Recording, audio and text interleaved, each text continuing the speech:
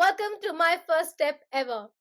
We've completed 125 episodes and now we are getting into the special edition of the year end episodes, which means that we are getting you some really heartwarming and heart wrenching and really interesting stories from around the globe. And today, I have someone who has defied all odds, and he's the true ambassador, if I can say, of owning your own identity, being authentic, and much more than that. This conversation is going to be a really in depth conversation, and I'm sure who are listening to us today, it will leave you with a question of who you really are. Do you really know yourself? And what are you doing about it to align with your goals for your future? So please join me in welcoming Braeden Rhys all the way from Australia. Hi, Ashani. Thanks for having me on the show. And yeah, if we can encourage people to live their best lives and be their true selves, then that's the best I can ask for on a podcast like this. So thank you so much for having me. It's a true honor to have you over here. Before we proceed with the questions that I have for you, get to into Yeah, your mindset and understand who Brendan really is and why does he do what he does today. I think before that, I'd like to give a sneak peek into your career so far to our listeners. So, Brendan sure. is a trailblazing marketing and public relations professional celebrated as one of the Australia's top 100 entrepreneurs. So, if that's something that interests you, then you're in for some really good treat today as well. With a portfolio of multi award winning brands, including Sweet Release Agency, the world's leading adult industry marketing and PR agency, and Access Global Company, ranked among the top 100 growth marketing agencies globally. Brendan has made an indelible mark on the business landscape. Now, I always fumble on that word, It's but not the easiest word. this is the journey to keep doing things that you fail at, I suppose. And his journey to success was a testament to resilience and the power of authenticity. Now, this is exactly what we're going to dive deep into today. Raised within the confines of the ministry, Brendan grappled with the conflict between his true identity as a gay man and the strict beliefs he was taught. And I'm so happy that we have someone as strong minded as Brendan to tell us that how we can live our own identity. Defying his sexuality and convinced that he could pray the gay way, he eventually found the courage to break from the confines of the church, embracing his true self with pride. Now, there is a lot of self confidence, self reflection, and I think self awareness that I'm sure must have gone through Brendan's journey so far to reach the stage where he is. And I'm so happy that on my first step ever, we are doing this discussion. We are jumping into Brendan's story. So, Brendan, my first question to you is, what was the mindset you were surrounded with when you grew up, and maybe one incident that changed your perspective for good while growing up? Yeah, so I'm very lucky because I have a really supportive family. I guess what I mean by that is that my parents have been part of my life from start to today, and they will continue to be there along the way. But definitely growing up for me, the mindset I was in was quite lost very early on because the world around me was saying one thing, and on the inside in my heart and who I knew I was a complete opposite. And it wasn't coming from life at home, and it wasn't something that my parents were throwing again like on me saying you must be this sort of person, or you live your life this way. It was more, for me, what was important to me was that when I stepped outside the house, how did the world perceive me to be? And being a young person in my early, like, this is like looking at primary school age, like, so, year 4, year 5, year 6, you start realizing you're a Very little young. bit different. Yeah. So you start realizing you're a little bit different in the world. And I had a lot of friends that were very female and into arts and theater and drama. I wasn't the stock standard young boy that was into sports and getting dirty and, falling over in the mud. That was not me. And so having a lot of young friends that were female and artistic, and I just kind of gravitated towards that. And to me, that was normal. People Love around me and the world outside home had different opinions on that. And so it wasn't until probably around the early stages of like high school, once I left primary school, year 7, year 8, I started realizing that my physical attractions and how I identified was not the same as everybody else. But I didn't quite understand what that meant. And the reason for that was because I was growing up in the Anglican church community. So I was growing up as a Christian. And in that process, a lot of people around me, when I started having these conversations about I feel different, where do I fit in the world? I'm not attracted to people of the different gender, and so that became something I had to have discussions with. In that moment, I was also working as a youth minister. Going back to what you touched on before in my bio, Ishani, where I said I was trying to pray the gay away.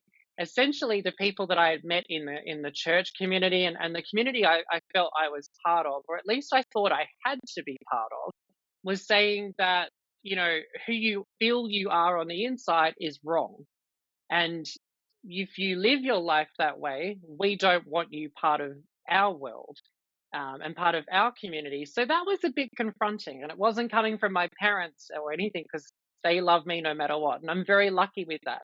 And I know there's many young people that don't have that sort of family support and unconditional love there. There's sometimes there are young people that have families that are a little bit challenging and aren't there 100% for them, and that can make it hard.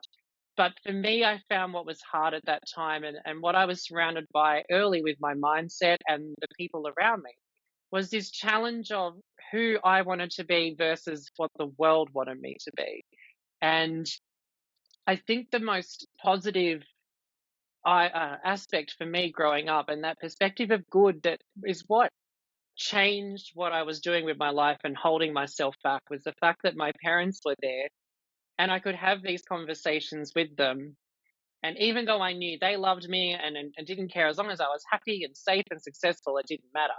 But the fact that I felt that this pressing need to embrace myself and not be what other people said I had to be, those conversations with my parents allowed me to be comfortable in that feeling of this is who I am and I don't need to be what other people want me to be, because if I feel that this is who I am, then I should just be who I am and not try and change myself to be something that I'm not. I think the worst thing that anybody can do is change themselves to fit in. It's Life is not about that. And very early on I didn't realize that. I thought you had to fit in to be part of the world, but realistically if you're unique and you're true to yourself, which is what I learned as I grew up, that's the best version of yourself and that's the best thing you can do. So that was the positive incident, was for me, was having that conversation with my parents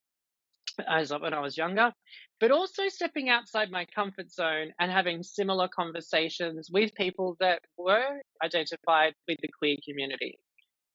My parents don't personally identify with the queer community, so I needed to connect with people that did. And so in that process, I was able to have those conversations. And those conversations allowed me to learn more about myself and understand where I fit in. First of all, thank you so much, Brendan, for taking us through that formative stage of your life. And I think one of the most essential phase of any human being's life, to kind of really, look out for that question or that thing, that who I am and what I am all about, and really understanding oneself. I'm so happy to kind of, hear a few takeaways from your journey, that your parents were very supportive, the Mm, thing that they did not sort of identify the way that you were, but they empathized, they understood, they gave you that listening ear. I think that's what we need at this point in time. For you, it was more about, accepting yourself. I think that came on very easily for you, which was I think the powerhouse, in your story, that yeah. you accepted yourself very early on, and you were actually looking out for means to, build onto that identity, strengthen it, and actually tell the world not fitting in. Ironically, I would say that a lot of youngsters around these days, or anyone at certain age, it takes us, I think, even a lifetime to kind of really understand who we are, irrespective of, maybe it could be in another dimension. For you it was probably, from your gender, and for other people it's more about as a character. maybe as a personality, Mhm. so I think this is an umbrella, which I'm so happy we are having this conversation on my first step ever, because as you said, it was normal. So what is our normal is most important thing for us, and it could be different things which could mean in any aspect of our life, professionally, personally, socially. What is really our normal and what really drives us, because that's what will make us happy. And if we are happy, people around us will eventually be happy, because you're radiating that happiness. So Exactly. Brendan, yeah, so thank you first of all, and sharing that, voicing that. I am really happy that people who are listening to you today, they will definitely get the confidence in whichever phase or stage of their life they are in, whatever challenge that they're facing, in whichever manner. They know the crux of the matter is to kind of accept themselves and actually go out with self confidence in the world to share who they are. From here, Brendan, I like to know a really Mhm. interesting aspect of your journey before coming to the entrepreneur, the amazing ventures that you have and what you're doing as of now. I think a very important and formative stage of your career was built early on while you entered the adult industry, and I think that has been a guiding, as I understand from your journey as well, been a really important aspect of your life as well. So Yeah, it if you're has. able to, yeah, Yeah. please, if you can Look, take us it's through. absolutely. Look, it's probably not the most conventional story of embracing That's why yourself we are and your talking about identity. it. I'm not on this podcast to advocate for people to go and do what I did. So please take that as a disclaimer that, my journey to fulfillment and understanding who I am is not always a journey that you should be doing if you're listening to this show. So please take that away before I dive in. But essentially, I was working in ministry. I felt like I was denying myself because I understood my sexuality, and the people around me were saying who I was wrong and you don't belong here.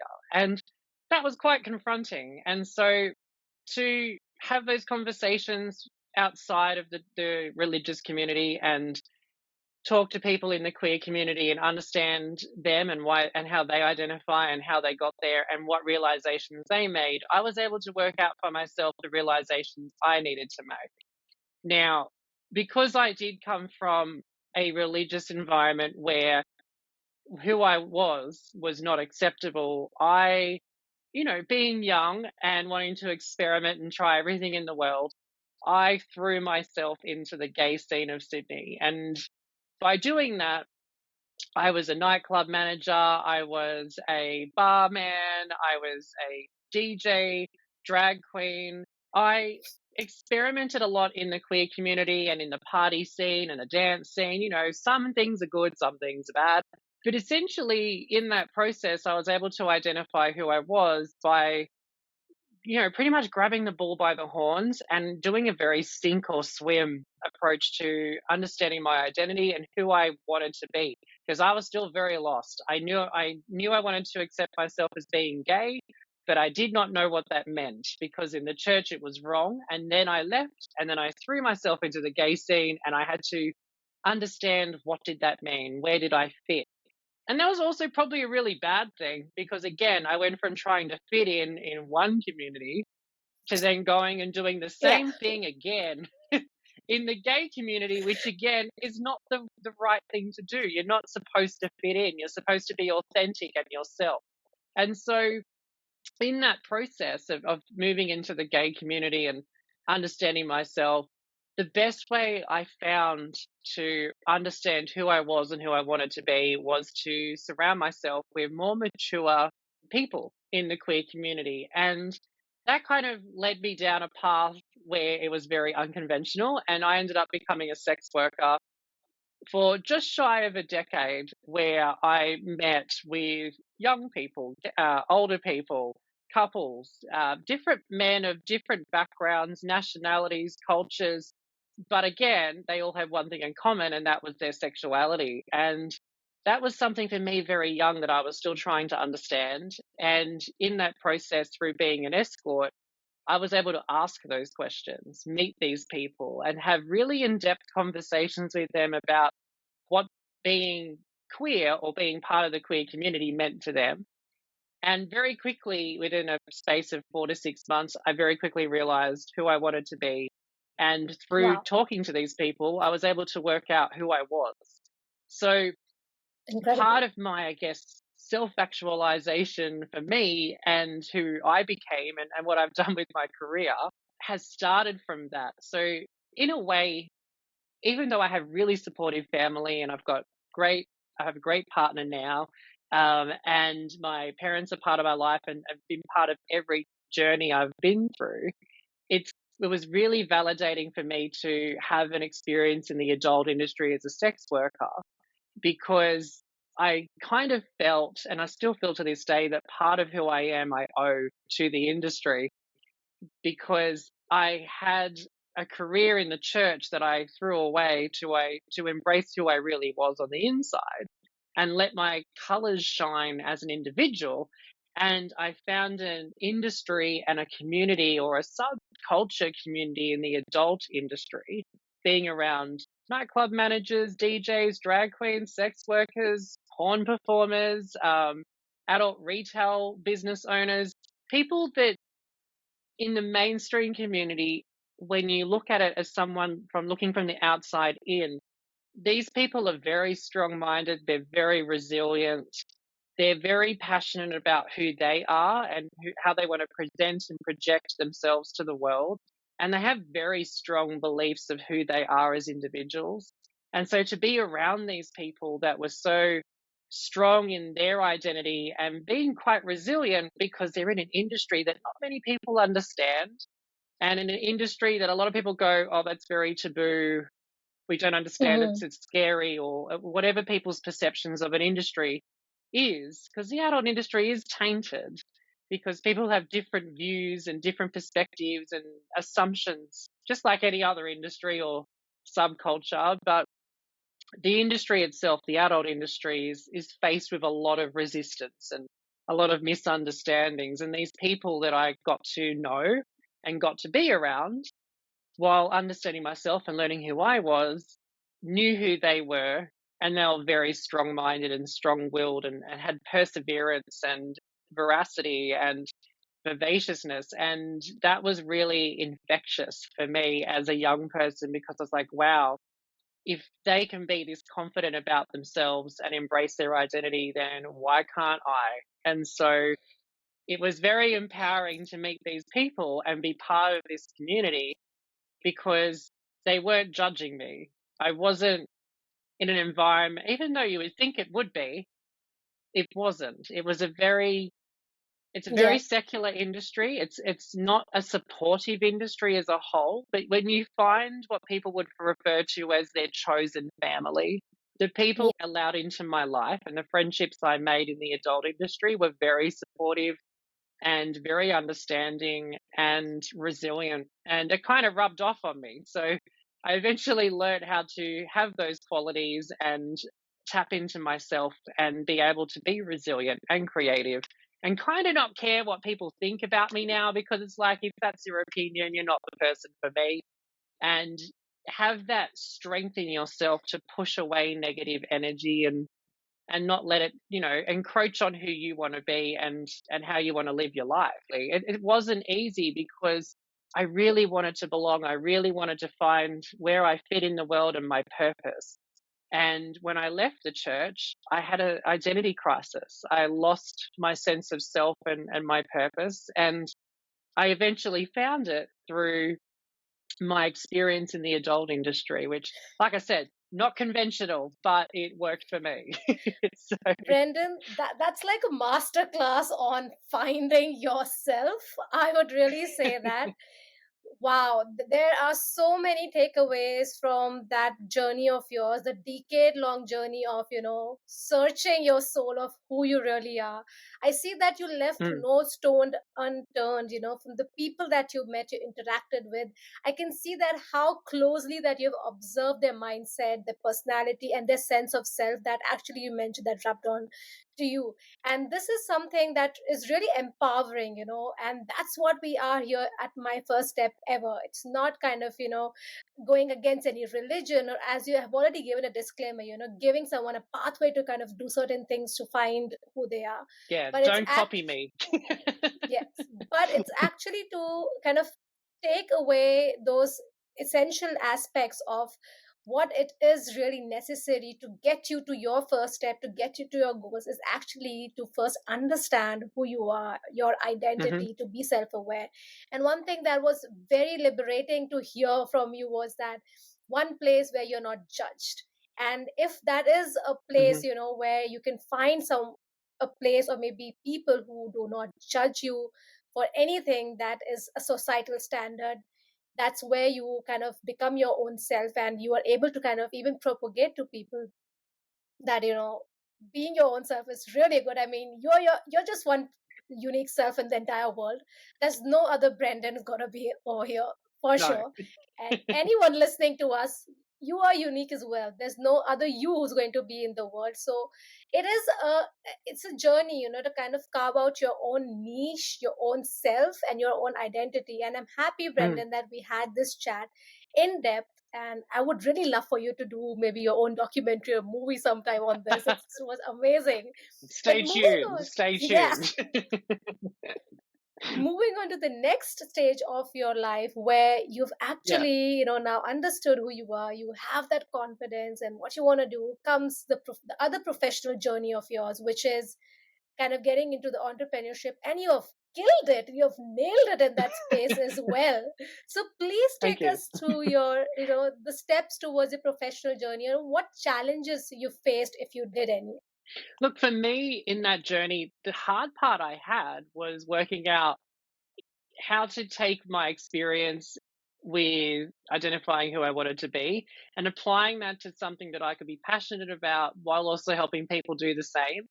And so my original career was hospitality, and today it's definitely not. But back then, I was a hotel manager. I'd gone to uni, got a scholarship, became a general manager for a five-star hotel in Sydney, and I hated it. I loved the interaction with people, but I hated being stuck in a box and waiting for something to go wrong and only coming out when you had to deal with a problem. And but the limitations on that for me were authenticity, and you couldn't go above and beyond and exceed expectations in a lot of the places I worked because I had hotel hopped quite a bit thinking maybe this wasn't the hotel for me. So as a general manager, I moved from one hotel to the next hotel to another hotel chain, a brand, thinking maybe it's just not a cultural fit. In the end, I worked out it just wasn't authentic because I was restricted to what I could do. And I just wanted to go above and beyond and make things better. So, in that early phase, I worked out that I was really good at identifying problems, coming up with ways to fix them, and then implementing it, which very quickly led to a career in marketing and public relations, where I left the hospitality industry, went back to uni, completed another qualification in marketing and Wow. advertising and PR, and then came back to hospitality, but not as an employee, as a contractor in marketing and advertising strategy, because I knew the industry and I had the education in marketing. So then I came back and I was like, okay, I'm not going to work for you because it's a toxic environment, but I will fix the problems from the outside, and you will listen to me because I'm not an employee, I'm a contractor, and you're kind of paying me more than what you would pay if you hired me anyway. So it was, Amazing, like it the was, attitude. yeah. So it was beneficial. I was like, you know what? I don't want to be part of it, but I want to fix it. But I can't fix it if I'm part of the problem. So I had to leave and come back from the outside in. And that's kind of where my career took me. But at the same time, I was working still in the adult industry. And I met so many different people in that journey that were struggling with their marketing and advertising and their PR. And I couldn't understand why they weren't picking up the phone and sending emails to marketing companies or advertising companies that were able to fix it, because there's heaps out there. Why weren't they proactively taking those steps? And it turned out that they were, but the response they were getting from these companies was very bluntly, we can't work with you because if we work with you, we will damage our bottom line. We'll lose our bread and butter clients, or we'll scare away all the businesses that are quote unquote normal or part of the mainstream, and they didn't want to touch it. So all these businesses and entertainers and nightclubs and things were not getting the help they needed from a marketing or PR perspective, because these businesses were saying, nope, we're not going to help you because we don't like your industry. We don't understand it. We're scared we'll lose all of our other businesses. Why would we help you? I seriously thought these people were full of shit. I thought, nah, you clearly haven't made a phone call. You haven't sent an email. And so I started emailing and calling and pretending that I was an adult business, even though I was in the industry, but I was sending emails and making phone calls and going, hi, I have a business. I need your help. And I did that to over 200 marketing and PR agencies in Australia. And the response I got from a lot of them was very aggressive, very Wow. negative, not supportive, very judgmental, and very tunnel vision. They all had a skewed perspective on the industry. And to me, as a marketer and a publicist, very simply in its essence, and why I love what I do, is that I'm all about solving problems for any product, any business, any service, because I just see it as a product and a business or an industry or a service that needs help to make their business more successful, help them take their business or their career to the next level. I don't care what industry you're in, because as a marketer and a publicist, my job role is to get you there, get you from A to Z. And I didn't understand why all these businesses were saying no. And it was offensive when I made the outreach myself and discovered what these businesses were saying. So I decided to pivot and start a marketing and PR firm that was all about the adult industry, Good on that you. would give that would thank you that would give the industry the platform it needed and the people in the industry the support it needed to have access to the same marketing, advertising, and PR services like everybody else.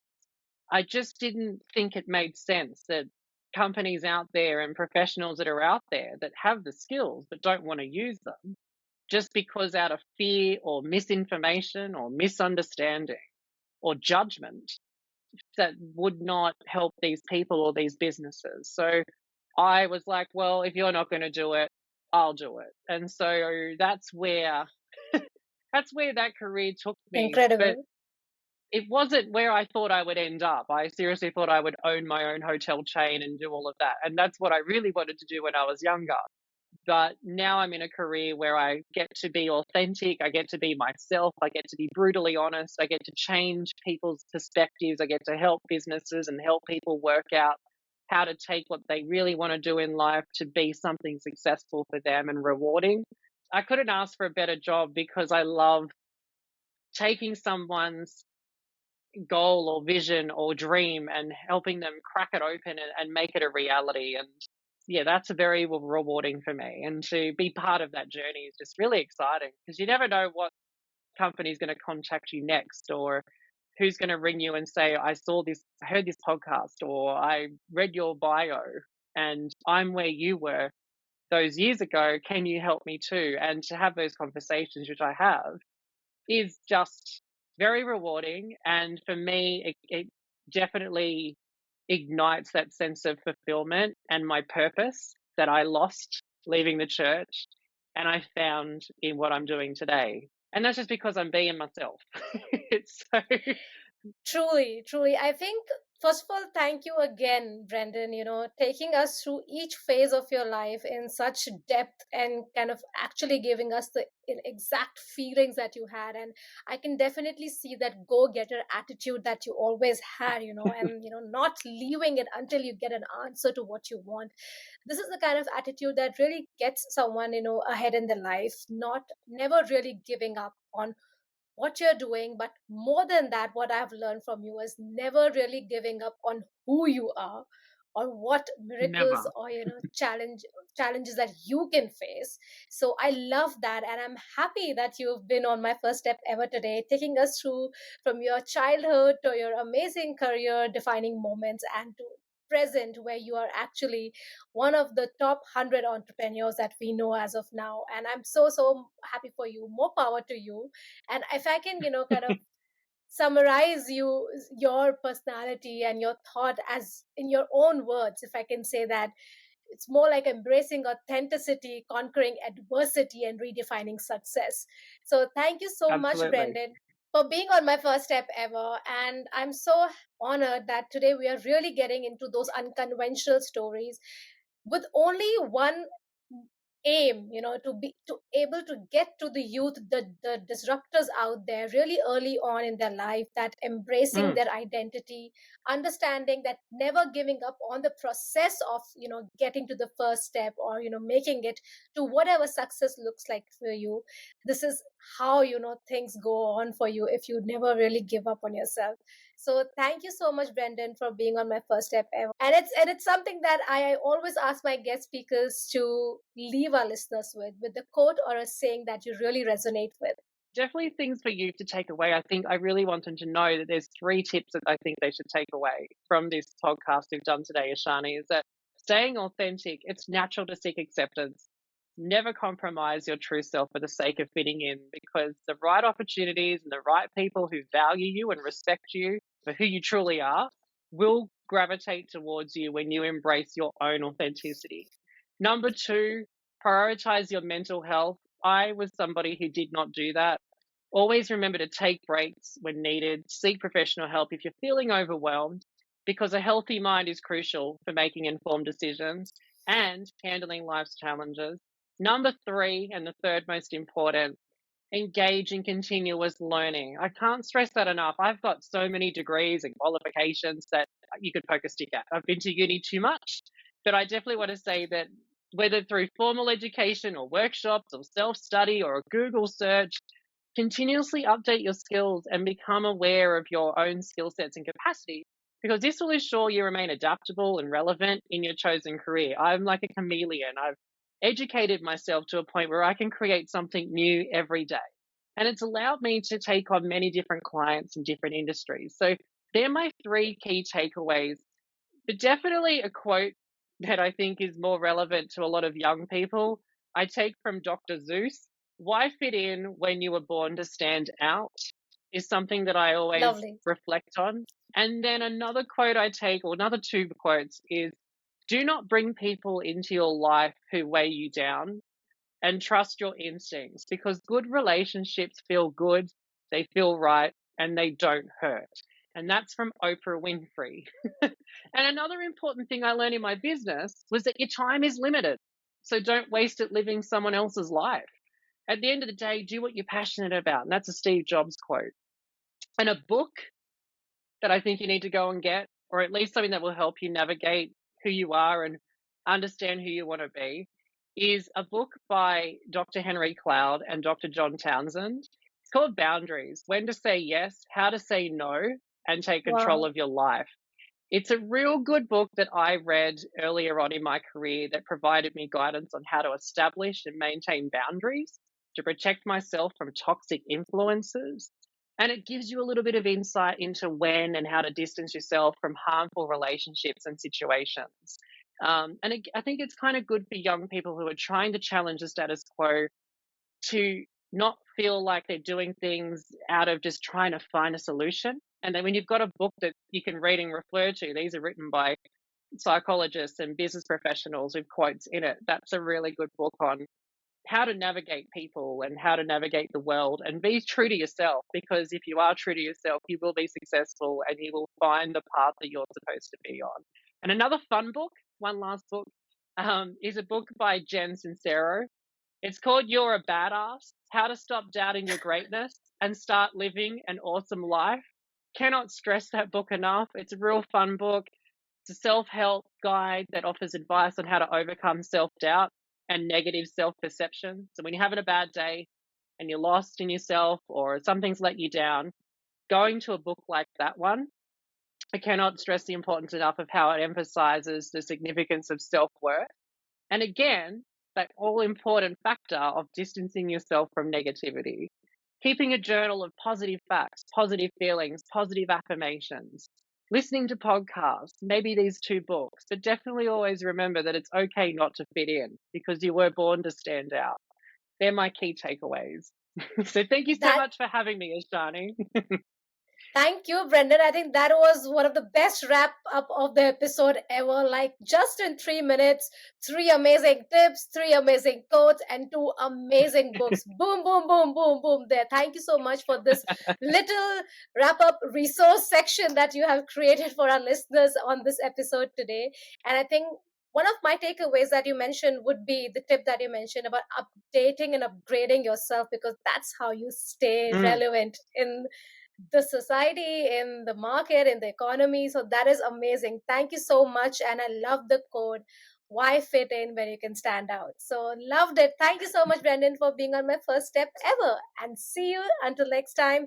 As I always say, start believing in yourself and keep believing in yourself.